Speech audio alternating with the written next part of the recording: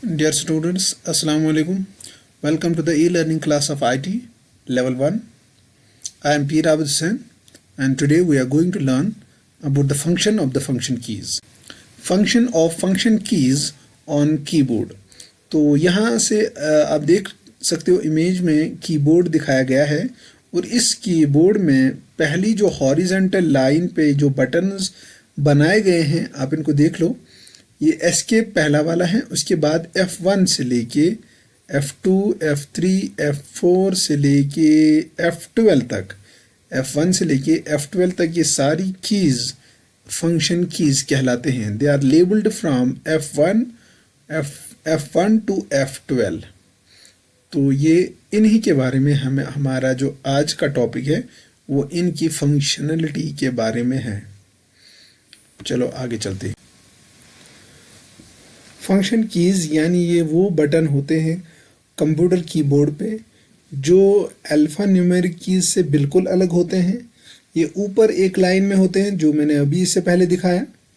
और इनका काम क्या है? इनका काम अलग अलग सॉफ्टवेयर में अलग अलग काम होता है। जो सॉफ्टवेयर में इनको असाइन किया गया होगा उस हिसाब से इनका अपना अपना काम होता है। एक और डिफिनेशन से समझते हैं फंक्शन कीज़। फंक्शन कीज़ जो होते हैं ये परफॉर्म कोई स्पेसिफिक काम करते हैं। ये ऐसा काम करते हैं जो इनसे प्रोग्राम किया गया होता है किसी प्रोग्राम के अंदर। यानी हमारे पास अगर कोई प्रोग्राम है उस प्रोग्राम में इस F1, F2, F3, F4 या कोई भी फंक्शन की इसका रोल क्या है ये उस प्रोग्राम में पहले प्रोग्राम किया गया होता है। और ये F1 का काम हो सकता है एक प्रोग्राम में कुछ अलग हो और किसी दूसरे प्रोग्राम में उसी फंक्शन की का कोई दूसरा काम हो सकता है। यानी एक फंक्शन की एक प्रोग्राम में एक काम कर सकती है और वही फंक्शन की किसी दूसरे प्रोग्राम में कोई दूसरा काम करती होगी। तो ऐसा कुछ है ये फंक्शन कीज़ का। तो हम पहले इनकी फंक्शन कीज़ की हिस्ट्री जान लेते हैं, उसके बाद एक एक करके इन फंक्शन कीज़ को समझ लेने की कोशिश करते हैं। तो ये है history of function keys. History of function keys में मैंने पहले आपके सामने लाया है एक कीबोर्ड जो बनाया गया था 1968 में। इस कीबोर्ड का नाम था फ्लेक्सोराइटर कीबोर्ड, जिसके अंदर 13 फंक्शन कीज़ का इस्तेमाल किया गया। इस कीबोर्ड में जो 13 फंक्शन कीज़ का इस्तेमाल हुआ है वो 13 फंक्शन कीज़ इस कीबोर्ड में राइट साइड में रखे गए थे। वो ये है, आप देख सकते हो मैंने रेड लाइन से इनको दिखाया यहाँ से, ठीक है। तो ये सारे जो हैं ये सारे कीज़ ये फंक्शन कीज़ है। F1, F2, F3, F4, F5, 6, 7, 8, 9, 10, 11, 12 and 13। These are the 13 function keys. तो उसके बाद यहाँ से आप जो बीच में देख रहे हो ये सारी कीज़ अल्फ़ा न्यूमेरिक कीज़ हैं। ये स्पेस बार है, ये arrow keys and these are the control keys. तो ये इसका पहली बार जब फंक्शन कीज़ का इस्तेमाल हुआ था। ये था फ्लेक्सोराइटर कीबोर्ड के बारे में। इसके बाद और एक डिवाइस बनाया गया जिसको HP ने बनाया और इन्होंने इसका नाम रखा था HP 9830A। ये 1973 में बनाया गया था। इसमें 10 फंक्शन की इस्तेमाल हुए थे और वो 10 फंक्शन की टॉप पे उन्होंने रखे थे इस कीबोर्ड की, यानी कि फर्स्ट लाइन में। लेकिन एक ही लाइन में नहीं बल्कि 2 लाइन में, क्योंकि यहाँ उनका ग्रिड था 5x2 यानी 5 कीज़ 5-5 की करके 2 रोज में बनाए गए थे। और यहाँ अगर मैं आपको दिखाऊं वो कहाँ पे हैं, आई विल शो यू, आप थोड़ा सा ध्यान रखिए।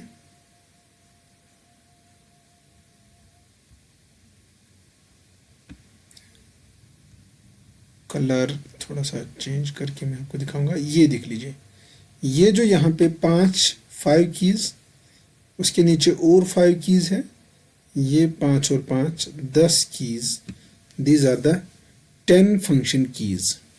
ठीक है, तो ये 1972 में। तो इसके साथ अब आगे चलते हैं। ये देख लीजिए आईबीएम ने इसके बाद क्या किया। आईबीएम ने 1972 में 12 प्रोग्रामड फंक्शन की का इस्तेमाल किया, यानी इसने 12 फंक्शन की का इस्तेमाल किया जिन्हें इन्होंने कहा 12 प्रोग्रामड फंक्शन कीज। असल में होते भी हैं ये प्रोग्रामड फंक्शन कीज, क्योंकि इन फंक्शन कीज को प्रोग्राम किया होता है अपने अपने प्रोग्राम में। जो भी इनकी फंक्शन होती है ये ऑलरेडी प्रोग्राम किया हुआ होता है। अच्छा, इन्होंने इसमें क्या था, इसमें एक और चीज़ ऐड की इन्होंने कि इन्होंने जो ये 13 प्रोग्रामड फंक्शन कीज का इस्तेमाल किया, इन्होंने ये right side of the keyboard रखा, यानी ठीक उसी जगह जहाँ पे हमने फ्लेक्सो राइटर कीबोर्ड को देखा था। राइट साइड में जो 13 कीज का इस्तेमाल था, बिल्कुल इन्होंने भी वैसे वहाँ पे ही रखा, लेकिन रखा 12 फंक्शन कीज। और कैसे रखा, 3 रोज में रखा, यानी 3 रोज और एक एक रो में 4-4। दैट इज वाई यहाँ लिखा है 3x4 मैट्रिक्स, यानी 3 रो में 4-4 की, 4 4 और 4, इस तरीके से 12 की। इसके बाद ये राइट साइड में रखा गया था, लेकिन इस मॉडल को जल्दी ही चेंज किया गया। क्यों? क्योंकि राइट साइड में एक स्टैंडर्ड कीबोर्ड में एक और चीज़ ऐड हुआ था जिसे कहते हैं न्यूमेरिक कीपैड, जो आज हम देखते हैं स्टैंडर्ड कीबोर्ड में। तो इसकी वजह से आईबीएम ने उनको चेंज किया, उन कीज को ऊपर रखा लाइन में, और लेकिन कितने रखा, इन्होंने यहाँ तादाद बढ़ाई। अभी तक तो 12 कीज थे, लेकिन अब जो कीपैड आया राइट साइड में, तो ऊपर फंक्शन कीज का इस्तेमाल हुआ, और वो फंक्शन कीज 24 इन नंबर था, यानी 24 कीज का इस्तेमाल किया at the top of the keyboard के ऊपर, जहां आज हमारी 12 कीज हैं, वहीं पे ये 24 कीज का इस्तेमाल इन्होंने उस टाइम किया था। लेकिन ये भी ज़्यादा देर नहीं रहा, इन्होंने 1981 में एक कीबोर्ड बनाया आईबीएम ने। ये सारी आईबीएम की अभी स्टोरी चल रही है। आईबीएम ने एक कीबोर्ड, पीसी कीबोर्ड जिसे कहते थे, या एक दूसरा नाम था इसका PCXT, इसके अंदर इन्होंने सिर्फ 10 फंक्शन की का इस्तेमाल किया, 10 फंक्शन कीज, और ये left side of the keyboard रखे गए। और left side of the keyboard में इनका अरेंजमेंट 2x5 मैट्रिक्स से रखा गया, यानी 2 रोज में, एक रो में 5 और दूसरी रो में 5, इस तरीके से इन्होंने इनको अरेंज किया था 1981 में। लेकिन इसके साथ साथ इनको भी फिर इन्होंने जल्दी ही मॉडिफाई किया। 1984 में इन्होंने स्टैंडर्ड कीबोर्ड में F1 से लेके F12 तक, यानी 12 फंक्शन कीज का इस्तेमाल किया, जो आज के कीबोर्ड में है, हमारे कीबोर्ड में। इनका अरेंजमेंट उन्होंने थोड़ा सा डिफरेंट बनाया। उन्होंने इनको 3 ब्लॉक्स में चेंज किया, 3 ब्लॉक्स में, एक ब्लॉक, हर किसी ब्लॉक में 4-4 कीज रखे गए, और इनका अरेंजमेंट ऊपर रखा गया, टॉप ऑफ द कीबोर्ड, जो आज हमारे कीबोर्ड में पाए जाते हैं। उनका स्ट्रक्चर मैं दिखाता हूँ, ये देख लीजिए। पहले आप ये 12 कीज है, और इन 12 कीज को 3 ब्लॉकों में रखा गया है। पहले ब्लॉक में 4 हैं, दूसरे ब्लॉक में और 4, और तीसरे ब्लॉक में और 4 कीज, यानी हर किसी ब्लॉक में 4-4 कीज हैं। 1 2 3 4 in the first block, 5 6 7 8 in the second block, and 9 10 11 12 in the third block. So these are the function keys, और ये इनकी थोड़ी सी हिस्ट्री थी। अब अलग अलग करके इनको समझ लेते हैं। F1 का फंक्शन क्या है, F2 का फंक्शन क्या है। चूंकि हम नहीं समझ सकते, हम नहीं पढ़ सकते हैं कि हर किसी प्रोग्राम में इनका फंक्शन क्या है, लेकिन हम यहाँ थोड़ा सा फोकस करते हैं कि कम से कम 1-2 प्रोग्राम या एक जनरल वर्क जो इनका है, जनरल काम जो इनसे लिया जाता है, वो कम से कम यहाँ डिस्कस हो जाए। तो चलते हैं नए स्लाइड पर। F1, F2, F3, F4, यानी ये 4 फंक्शन कीज जो पहले ब्लॉक की आइए आप समझ लेते हैं F1 का फंक्शन क्या है। F1 का फंक्शन तकरीबन हर प्रोग्राम में इसका काम ये है कि इसको प्रेस करने के बाद हमें एक हेल्प स्क्रीन मिलता है उस प्रोग्राम के बारे में, जो भी प्रोग्राम हमारा ओपन हो। यानी जिस प्रोग्राम के साथ आप डील कर रहे हो उस प्रोग्राम में अगर कोई दिक्कत आ रही है तो उसके लिए जो हेल्प ऑप्शन रखा हुआ होता है वो F1 से ओपन होता है और हम F1 प्रेस करने के बाद हमें उस प्रोग्राम का हेल्प मिल जाता है। तो ये था F1 के बारे में। अब आते हैं ऐसे, ये तो हर किसी प्रोग्राम में, लेकिन ये F1 इसी हेल्प स्क्रीन को ओपन करता है। तो इसके बाद F2 देखते हैं, F2 का काम क्या है। F2 का काम ये है कि जो भी हमारी कोई सिलेक्टेड फाइल हो या फोल्डर हो या कोई सिलेक्टेड आइटम हो, चाहे वो आइकन हो या कुछ और हो, हम उसको F2 प्रेस करने के बाद पहले वो उसको सिलेक्ट करते हैं। उसके बाद अगर हम F2 प्रेस करते हैं तो उस फाइल, उस फोल्डर, उस आइकन का नाम चेंज कर सकते हैं, यानी ये रीनेम पर्पस के काम आता है। तो अब F3 देखते हैं। F3 को आप ऐसे याद रखो, जब भी हम F3 प्रेस करते हैं तो एक सर्च फीचर हर किसी एप्लीकेशन का अपना अपना होता है। यानी जो भी एप्लीकेशन हो या कोई प्रोग्राम जिसमें आप काम कर रहे हो उसका एक सर्च फीचर होता है।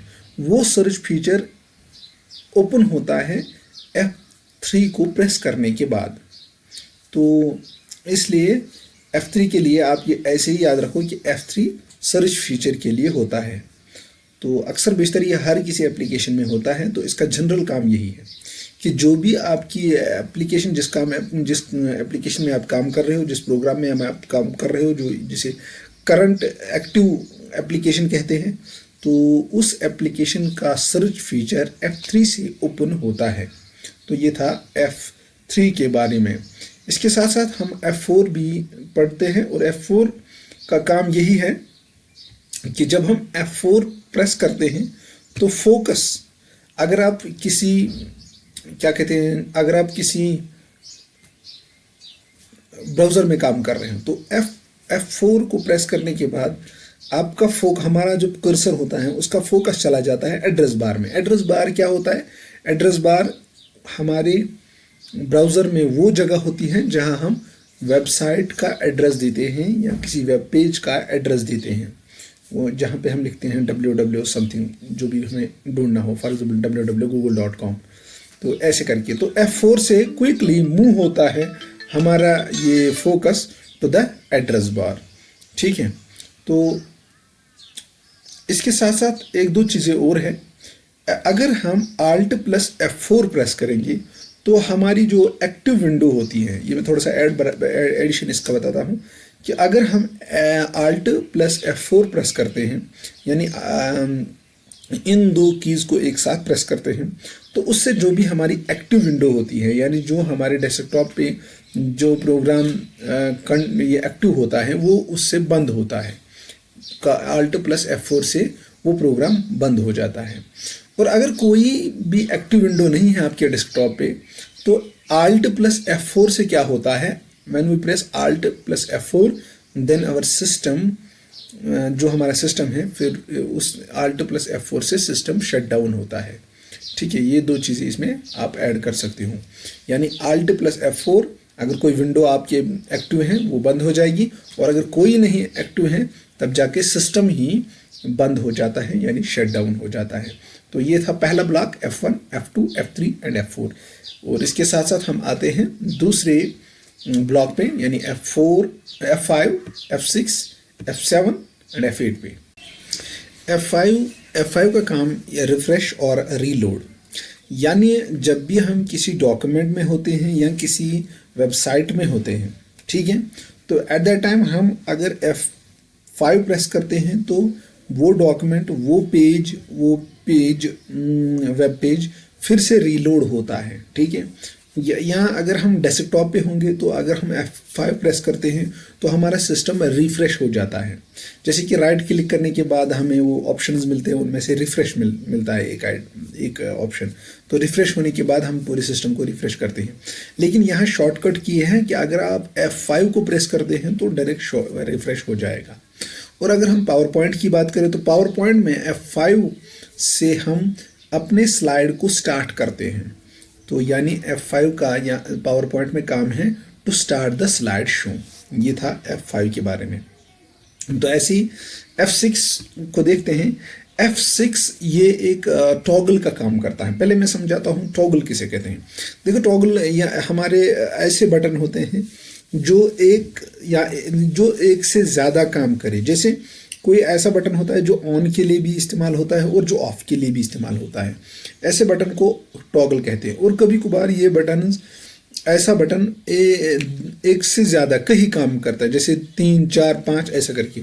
तो F6 कोई ऐसा ही बटन है कि जब हम F6 को प्रेस करते हैं तो अगर हम डेस्कटॉप पे होंगे और डेस्कटॉप पे जो नीचे टास्क बार होता है उसमें जो बहुत सारी आइकन्स होते हैं, आइकन ट्राई जिन्हें कहते हैं, ट्राई ऑफ आइकन्स, तो उन आइकनों में स्विच करने के लिए हम F6 का इस्तेमाल करते हैं। हम F6 को प्रेस करेंगे तो हम एक आइटम पे आ जाएंगे, F6 को फिर से प्रेस करेंगे तो हम किसी दूसरे आइकन पे चले जाएंगे। ऐसे करके हम टास्क बार में जितने भी आइटम होंगे उन सबको हम ट्रैवल करेंगे। तो ये F6 का काम ये डेस्कटॉप पे है।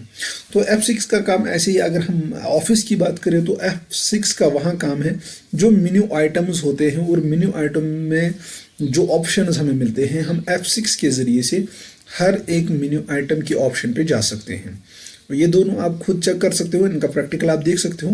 F6 को डेस्कटॉप पे प्रेस करो तो आप देखो कौन सा इफेक्ट आ रहा है, फिर से प्रेस करो F6 को, आप देखो क्या हो रहा है। तो ऐसे ही आप माइक्रोसॉफ्ट ऑफिस में भी जाके F6 को प्रेस करके आप देखो कि मेन्यू आइटम पे क्या हो रहा है और हम कैसे स्विच कर रहे हैं। तो ये था F6 का काम। उसके बाद F7 को समझ लेते हैं। F7 जो है ये ज़्यादातर spelling check and grammar check के लिए इस्तेमाल होता है। यानी अगर हम माइक्रोसॉफ्ट ऑफिस की बात करते हैं या माइक्रोसॉफ्ट वर्ड खुसूसन की बात करते हैं, माइक्रोसॉफ्ट वर्ड की बात करते हैं, तो वहाँ जो डॉक्यूमेंटेशन में जो हमने टेक्स्ट लिखा हुआ होता है, जो हमने टेक्स्ट टाइप किया हुआ होता है, वो जो टेक्स्ट है उसमें कहाँ कहाँ गलती हैं, कहाँ कहाँ ग्रामेटिकल मिस्टेक्स हैं, कहाँ कहाँ स्पेलिंग मिस्टेक हैं, वो हम F7 से चेक कर सकते हैं और ठीक कर सकते हैं। जो ही हम F7 को प्रेस करते हैं वहाँ एक डायलॉग बॉक्स आ जाता है। वहाँ पे वो सारी वो गलतियाँ लाता है जो पूरे डॉक्यूमेंट में होती हैं, एक करके लाता है स्टार्टिंग पहले पेज से। और वो वहाँ बहुत सारे ऑप्शन देता है कि क्या ये वर्ड इस वर्ड से रिप्लेस हो सकता है, इस वर्ड से, या इस वर्ड में क्या गलती है, वो सारी डिटेल इसमें आ जाती है। तो ये F7 को हम spelling check and grammar check के लिए इस्तेमाल करते हैं। तो ये आपको ये एक वर्ड में ये इस्तेमाल होता है। तो इसके बाद हम देखते हैं F8 के बारे में। F8 जो है ये बूट मेन्यू के काम आता है। जैसे जो ही हम सिस्टम को ऑन करते हैं तो हम चाहते हैं इसकी बूट सेटिंग में जाए, या हम देखें जो बूट मेन्यू आता है विंडोज़ का, उस बूट मेन्यू में हम कुछ चेंजेस करना चाहते हैं तो हम कैसे जाएं। जो ही हम सिस्टम को रीस्टार्ट करें या सिस्टम को ऑन करते हैं तो एट दैट टाइम हमें F8 को प्रेस करना है, और F8 को प्रेस करने के बाद हम बूट मेन्यू में चले जाते हैं। और यहाँ एक टिप और बताना चाहता हूँ कि जब हम F8 प्रेस करते हैं तो हमें पता नहीं चलता है कि क्या F8 प्रेस हो गया बराबर टाइम पे कि नहीं हो गया। इसलिए बहुत सारे एक्सपर्ट आप देखते होंगे जब भी वो बूट मेन्यू में जाना चाहते हैं तो at that time they continuously press the F8 की।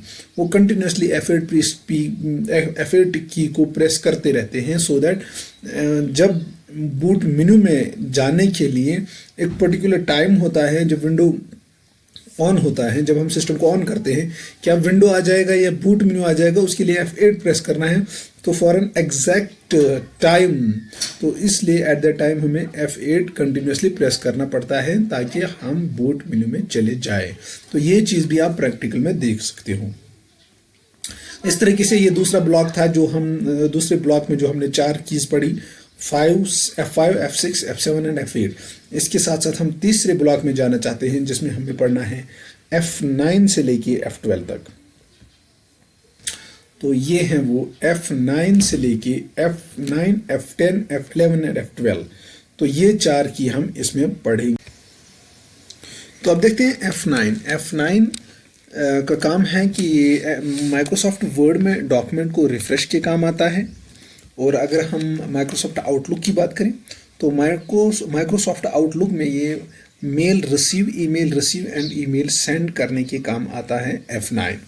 तो ये मैंने दो एप्लीकेशन में बता दिया, एक माइक्रोसॉफ्ट वर्ड में ये किस काम आता है F9, और माइक्रोसॉफ्ट आउटलुक में ये कौन सा काम करता है हमारा फंक्शन की 9।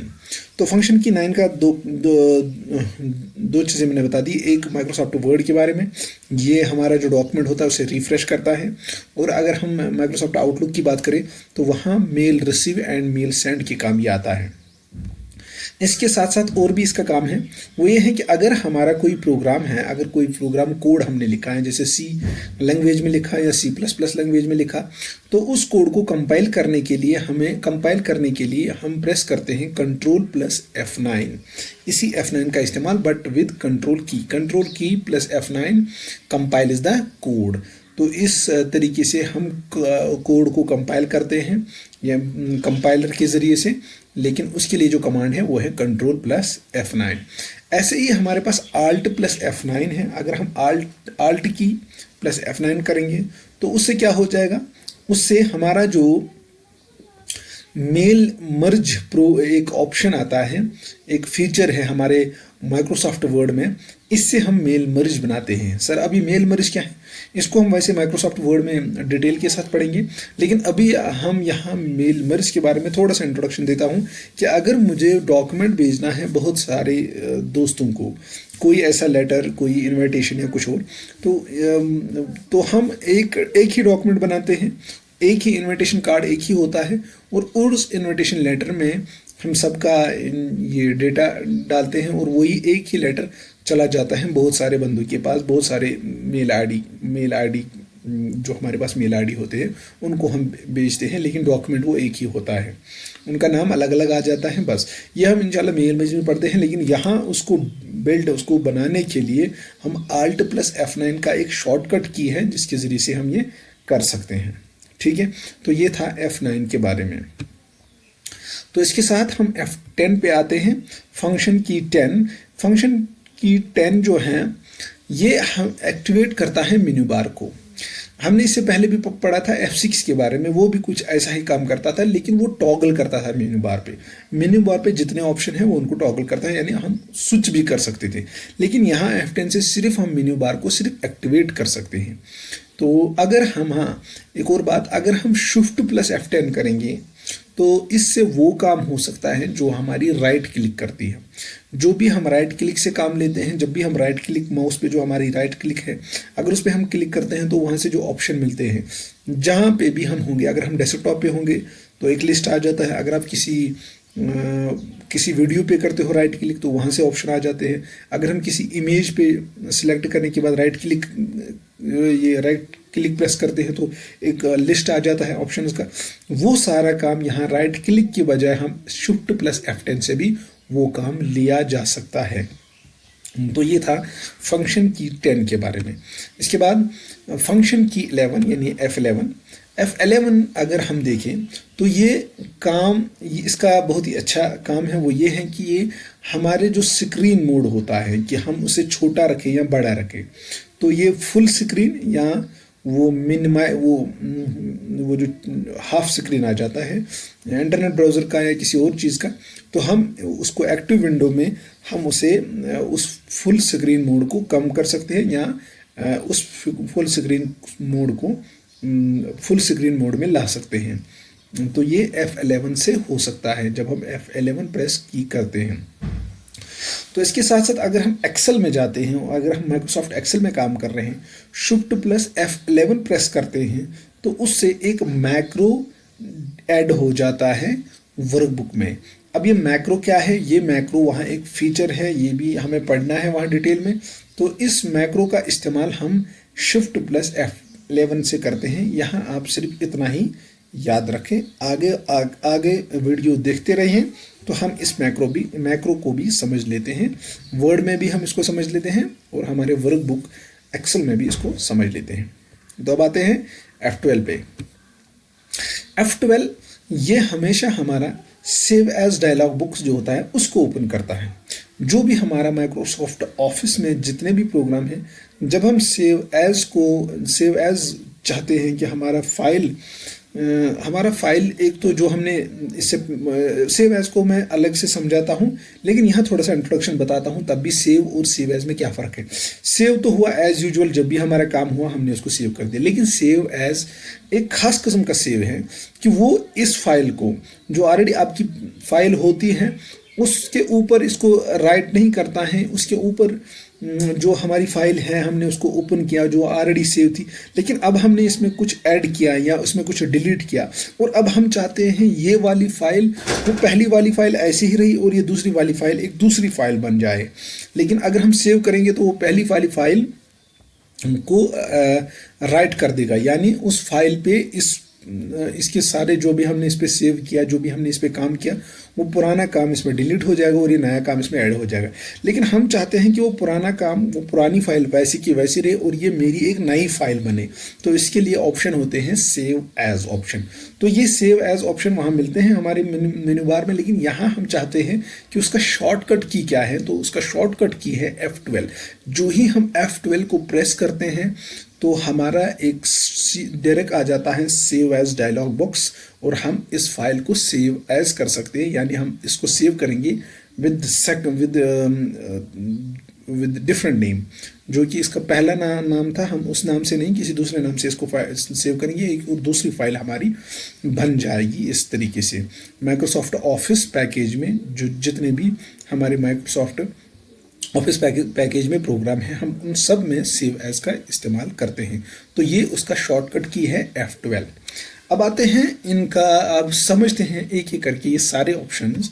तो इस तरीके से हमारा ये हो गया। तो अब आते हैं फंक्शन कीज़ पे, जो हमने फंक्शन कीज़ अभी समझ ली हैं सारी, सबका यहाँ थोड़ा सा इंट्रोडक्शन है। यहाँ से कीज़ के बारे में F1 से लेके F12 तक, और ये इनका थोड़ा सा इंट्रोडक्शन, यानी इनका थोड़ा सा काम है, क्या क्या काम करता है। F1 के बारे में आप याद रखो हेल्प स्क्रीन, ये हेल्प स्क्रीन के काम आता है, ठीक है।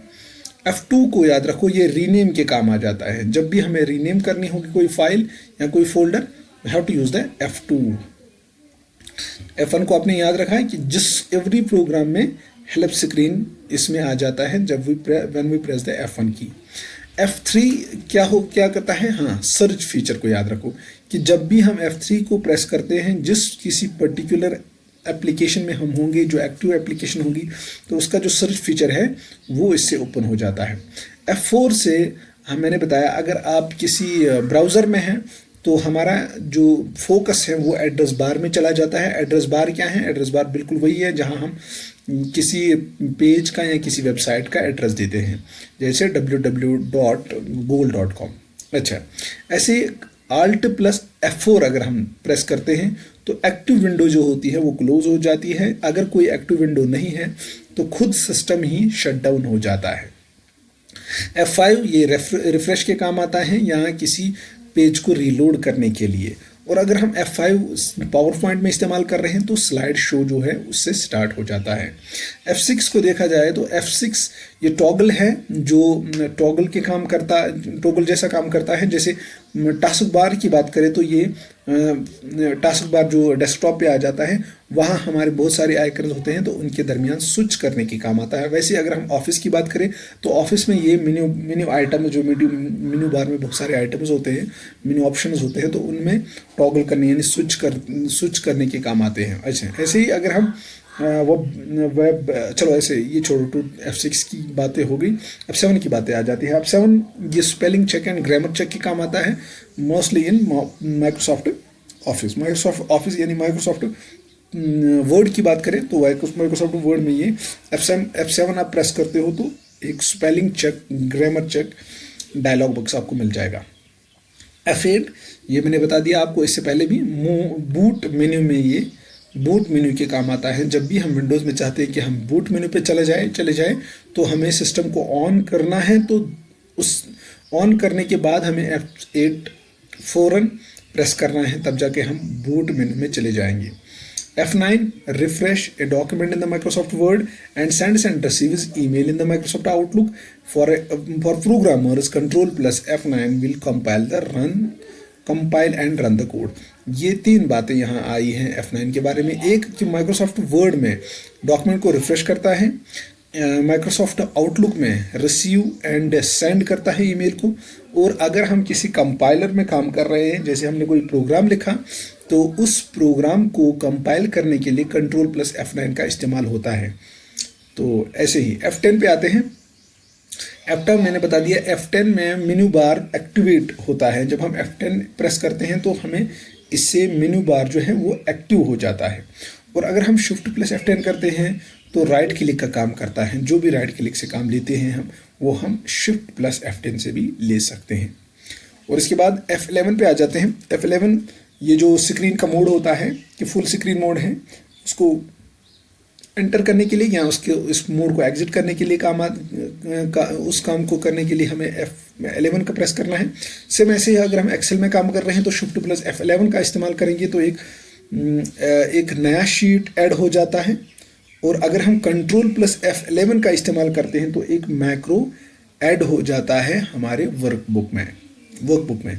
तो ये आप चीज़ें ये आप याद रखोगे अलग अलग। लास्ट है F12 की बात करें तो open save as dialog box जो हर किसी माइक्रोसॉफ्ट ऑफिस में होता है। अब अगर हम माइक्रोसॉफ्ट वर्ड की बात करें वहाँ पे भी, माइक्रोसॉफ्ट पावर पॉइंट की बात करें वहाँ पे भी, या ऐसे करके जो भी माइक्रोसॉफ्ट ऑफिस पैकेज में हमको मिलते हैं प्रोग्राम्स, उन सब में सेव एज का ऑप्शन होता है। Save as dialog box open होता है F12 फंक्शन की, जो हमारी लास्ट फंक्शन की है, इसको प्रेस करने के बाद हमें मिलता है सेव एज डायलॉग बॉक्स। तो इस तरीके से सारी फंक्शन की इसका हमने फंक्शन बता दिया। एक ओवरऑल फंक्शन मैंने बता दिया, ये प्रोग्राम पे मैटर करता है, हम किस प्रोग्राम में काम कर रहे हैं, इनका अलग अलग काम होता है अलग अलग प्रोग्राम में। लेकिन यहाँ हमने थोड़ा थोड़ा पढ़ लिया। एक तो ऑफिस पैकेज में देख लिया इनका काम थोड़ा थोड़ा, और एक जनरल काम हमने देख लिया इनका। तो ये था फंक्शन कीज़ के बारे में। अगली वीडियो देखते हैं। अगली वीडियो इंशाल्लाह कंट्रोल कीज़ के बारे में होगा। टिल देन अल्लाह हाफिज़, टेक केयर।